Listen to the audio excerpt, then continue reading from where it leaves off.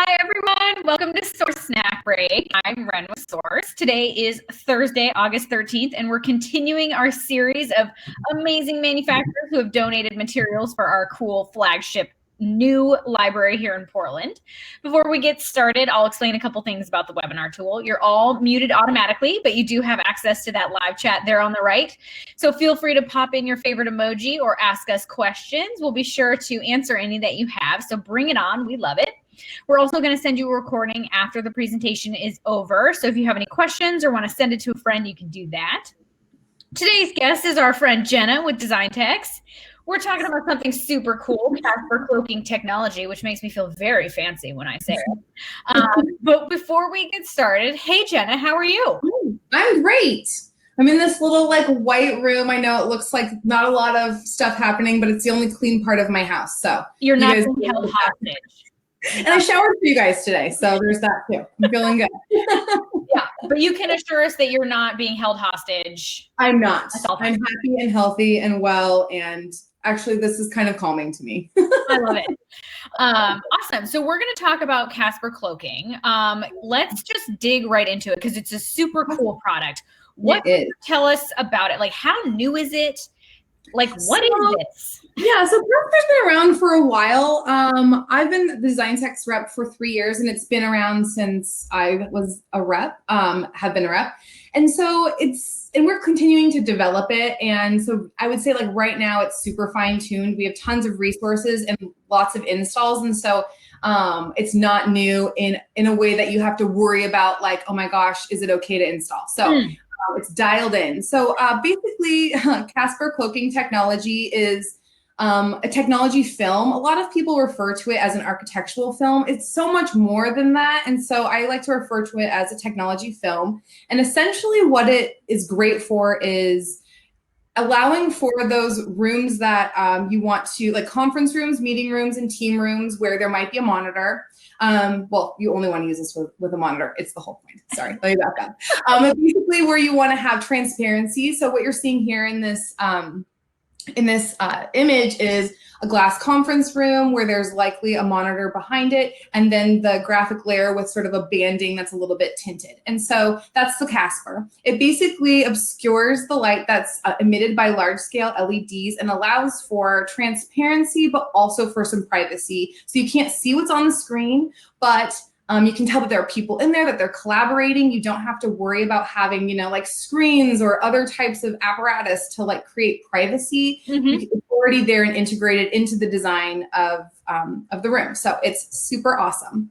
So basically what you do is you put this Casper Cloaking Technology film on the glass, and when you turn on a TV screen, an LED screen, it will black out the TV screen but show you everything else that's going on in the room. That's the only part that it obscures. It basically just appears that the monitor is black to people walking past, but the people who are in the room can see all the content. So any sensitive or private information that's shown on the screen cannot be viewed by someone who's walking past. And so it just allows for privacy. Yeah, it's super cool. Yeah. Oh, we have our first comment. I know, I'm trying to read the chat. I was like, oh, there's a question. Okay. And so the comment is that they have a background working with HR teams, and the need for open conference rooms is bigger than ever. But this technology would allow you to have that, but not accidentally see your coworkers report card while you're walking by. Exactly. Yeah, exactly. So it doesn't seem so oh my gosh, I'm in trouble. They're pulling the blinds down, it's sort of or pasting paper. I've seen that. Yeah, where people will post paper. But it gives you that sort of privacy, but also the openness that we do find with a lot of sort of open office concepts and the need for sort of huddle spaces that we're seeing more than ever. Exactly. Yeah. Awesome. So how does it work? Oh, we have a video to show. Should we try the video? We're really hoping the video works. Ren is feeling super confident. So my fingers are crossed. Okay. We're going to try the video, my friends. Please report if you cannot hear it. But this will tell us all about Casper. Is that correct? It will. It's a great overview.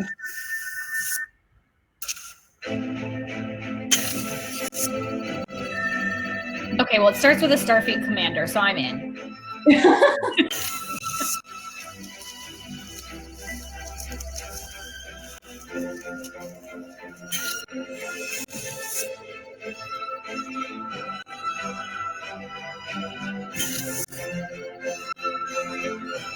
It's been around since 2017. I didn't know that. Oh, there we go. Feels like so long ago. Yeah. Today, collaboration is everything. We need open spaces for our work, but at the same time, confidentiality is just as crucial. How do you work openly, but keep what's on your display screens private? Until you So had to excited. compromise. Smart glass, decorative films, curtains, blinds, walls, and for the really paranoid, this. Yep, I've seen this. Literally seen this. You couldn't have it both ways. Casper is an ingenious new technology, an architectural film for glass that ensures transparency and confidentiality all at the same time.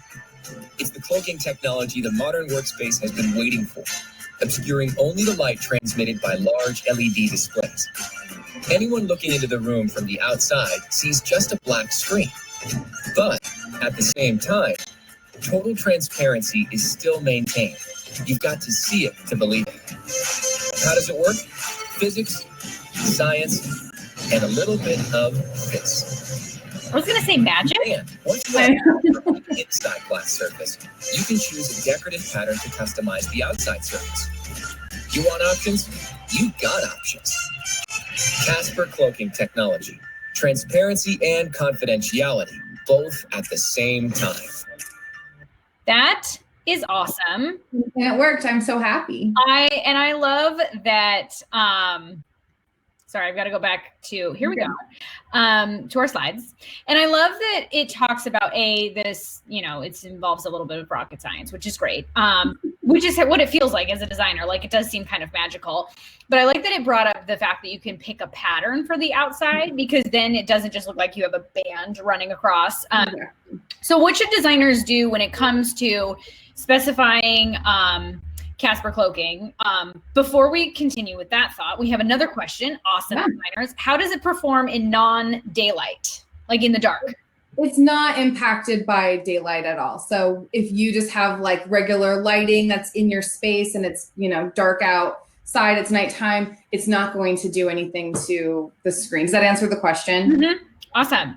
Yeah. So when it comes to specifying, do they need to put it on the whole window? Like, what do you recommend? How do they pick patterns? How do they start? Yeah, you know what? Let's go to the next slide because it kind of talks about that. And there's like a really great diagram. Oh, yes. It kind of jumps right into it. So in terms of how much Casper you might need, it's definitely not the same pricing as an architectural graphic film. It's much more expensive because it is sort of part of the technology package. And that's how we really recommend that people talk to their clients about it. It's not just sort of like this decoration. Yeah. And so with that, there are a lot of designers that maybe asked, to if we recommend doing the entire glass. And really what we recommend is sort of like this active band that starts at 20 inches above finished floor. And then Casper comes in two different widths. It comes in either 48 or 56-inch wide rolls, and then it's 100-foot long roll that it's comes in. Not that it's sold just by that length, but yeah. And so really, if you just have enough sort of Casper so that when someone's walking by, like, you don't need it, a foot off the ground, because it's like, if someone's crawling on the ground to see what's on the monitor, you have like bigger problems, you know what I mean? And so really it's 26 inches and then whatever that roll width that you decide to specify. So like 56 inches would be the max. And when it is installed, it's not completely seamless. When it is, you do a little bit of a butt joint instead of overlapping like you would some other graphic films, because it does have a slight thickness to it that it will tend to bubble if it's too close to it. So that's also why we recommend adding the graphic layer, because it distracts from, any kind of small seaming. And also it does create a slightly tinted sort of look. So you can see that in the images above sort of this section. Where it is slightly tinted. I actually have a sample that I have here. So, so you can see it. It looks really super tinted in the sample. It does not appear as dark as this when it's installed. So, which you will be able to see in our new library. So excited. Yeah. Is it up? I don't think so quite yet, but we're getting there. And we have another question. Designers, you guys are crushing it with the questions today. How do you clean it? How do you clean it? That's a really good question, actually. I haven't had that one in a while. I don't actually, hold on. Let me reference my binder card. I love it. I'll Water-based bleach cleanable. I didn't know that. There we go. Oh, one bleach cleanable. That's rad. I swear I didn't plan that. But I should say, just a small plug. You can order samples, or I have binder cards if you'd like these for your libraries, and they do actually work, so you can play around with them and monitor. So it's super cool. But it has all the information there. I'm really happy. That sample right now. I've got it right here for you. Yeah, exactly. I'm so excited that it's bleach cleanable. I had no idea. So it sounds like you can clean it with basically anything.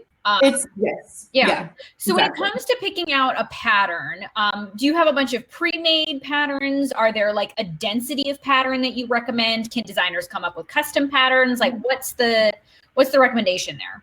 Well, a couple of ways that you could go. Actually, really quick, I want to just talk about the section before we move on to the decorative part.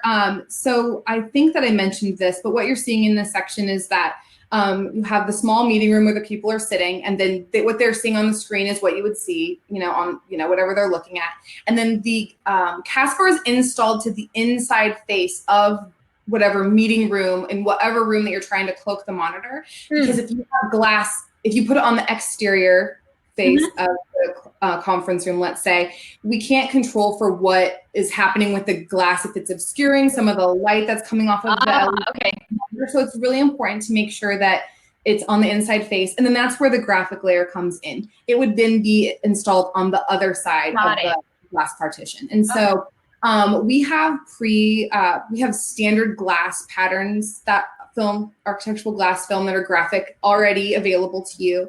And then also through our custom surface imaging, you can print your own glass film as well. So there's a couple of different ways that you can do that. So kind of sky's the limit on that, really. So and I have tons of installation images. There's just a few that are shown here, but I mean, honestly, you'd probably want to do something to allow for that transparency. If the glass film is super busy, then obviously it's like, do you really need Casper? Because if it's already creating sort of like a visual shield to the content, so it allows for you to have a more subtle glass film, but still allow for some transparency. So there's a lot of, I'm getting excited. Well, and it sounds like it's a conversation you can have with your clients, right? About like, are there certain conference rooms where this is necessary? Maybe use it on those, but then you have the graphics on all the conference rooms. Like you can really start to get into the nitty gritty of like what it is that their needs are.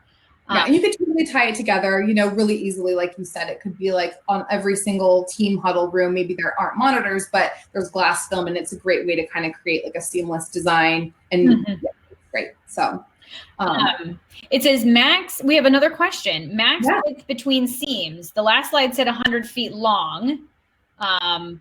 That's the roll that it comes in is 100 feet long. But how much of a space do you recommend between those seams, like you mentioned, to prevent the bubbling? Like 1/8 of an inch. It's like, I mean, it depends on the installer, right? So we have a lot of installers that are a lot more comfortable with those cuts and getting them super close together. But usually if it's an installer who maybe just has like a medium amount of experience, they've done a couple of jobs, we still really recommend that 1/8 of an inch, just to make sure that there isn't any kind of interaction between the two pieces. And it's just sort of best practice. Got it. For the clean install. Okay. And a lot of times there's like, you're dealing with mullions or other kinds of things in the built environment that maybe you don't even have to worry about it seaming, because maybe the expansive glass isn't, quite so long. So a lot of times we're dealing more with how it's interacting with other materials than it is really itself. So. Got it. Okay. Question, is it basically like a peel and stick? So kind of. So I would really recommend a certified installer, just because it is thicker. There is a little bit of nuancing that needs to happen, because it being thicker, you worry about like the air bubbles getting trapped. And so I'm doing this motion because there's a lot of like making sure that the air goes in the right pockets and gets out. And so I'm thinking, I'm like, you're good. I think we can use some sort of like, I need to check into that. Now that I'm talking more about it, I should know this. I don't think it's peel and stick, actually. It's The not. answer is get a certified installer. Yes, but I don't know what they use to install it. It's not peel and stick, but I don't know exactly like what kind of adhesive. That's what that look was. It was like, that's nothing. I can find out easily. Yeah. Yeah. Awesome. Okay. Anything else designers should know about when it comes to both working with glass films? Are there things to keep in mind in terms of like what kind of printing is the best? Like, let's talk about the fun printy thing. I hope I can answer this question. That's a hard one. Yeah, but I mean, like, what are things that designers, when they're working with you to create a custom film, what are things you like want them to keep in mind? Should they involve you really early? Like, what is it? I've never done this before, so what do I need to know? I mean, anytime you're working on anything that's custom, it's always really great to bring, any company in, when you bring Designtex in, you want to do it as soon as you can so that you can make sure that like whatever your concept is, whatever sort of like artwork support you might need, or maybe you already have something in mind, just to kind of start that conversation early to make sure that what you kind of have in your mind and the intent for the space and the design is going to work well with the product. So I can't really say that there's anything that is like a deal breaker or like stay away from this, because custom is custom and there's always like a way to kind of make it work, if that makes sense. Even if it's not the original concept, I feel like with more information that designers get, it's like that kind of morphs and changes a little bit. And so there aren't technically like rules, especially with glass film, because you're not usually going to print some sort of like photograph. It's, it's usually a lot more organic or a little bit more, I don't know the word I'm thinking, but you don't have to worry about the quality of the file being like you would if you're printing like a graphic wall covering where you have a historical photo, let's say. That doesn't happen quite as much with glass film. We just see more patterning, and that's usually you're not confined to like file sizes in that regard. So it's a bunch of lines and dots usually. Exactly. We do a lot of gradients though. We get a ton of requests for gradient glass film, and we do a ton of that. And so if you are on the lookout for custom gradients, we do that all day, every day. And I think that that's a really great thing to also just, reach out about as soon as you know. Before you ask me any more questions, Ren, I did want to just mention that on our Casper Cloaking subsite, we have a ton of really great information for you all. A lot of it is video and virtual and content, which is really helpful. So if you are interested in this product but need a little bit more information, there are things like how to validate whether or not the monitor that you're wanting to cloak is cloakable. And it's said on the slides and then also in the video that this product is meant for large scale LED monitors, but we're finding now that as technology is changing, that even smaller monitors can be cloaked. And so it's really great to get, a memo sample and then follow the validation guide that we have online. It shows you different ways to do it.